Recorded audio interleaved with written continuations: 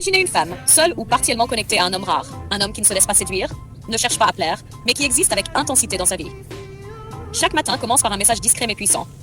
Open quote. Pense à bien te couvrir ce matin. Je veux que tu ailles bien. Close quote. C'est simple. Aucune grandeur, aucun effort spectaculaire.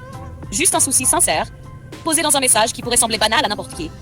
Mais pour elle, c'est un déclencheur silencieux, une étincelle qui fait battre le cœur différemment.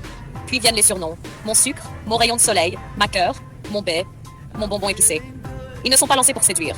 Ils sont naturels, constants, légers, presque involontaires. Et pourtant, à chaque mot, elle ressent la chaleur d'une intimité que personne d'autre ne lui a offerte. Chaque geste quotidien est un micro-événement. Un thé préparé, une soupe chaude, un baiser discret sur le front. La question simple mais profonde. Open quote. Comment s'est passée ta journée? Prends soin de toi. Close quote.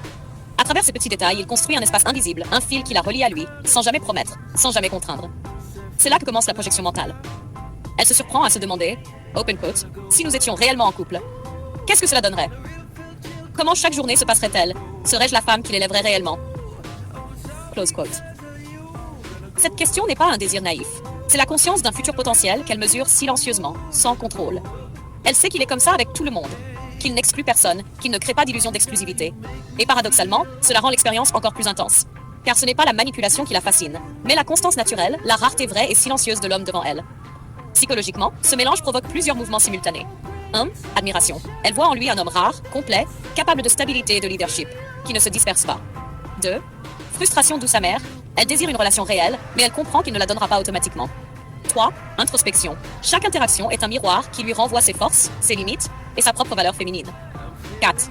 Projection et jalousie silencieuse.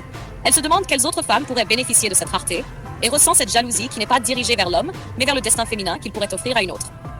Chaque surnom, chaque message, chaque geste devient un déclencheur involontaire.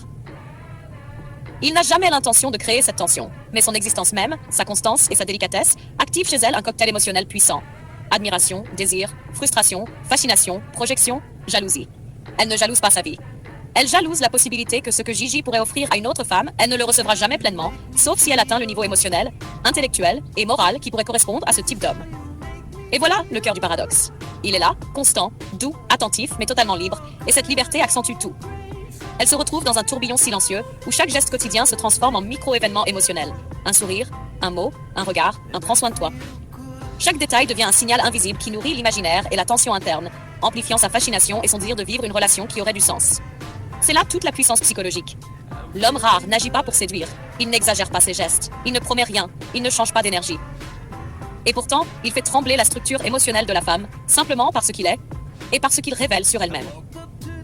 Elle se demande parfois en silence, open quote, si je faisais partie de sa vie.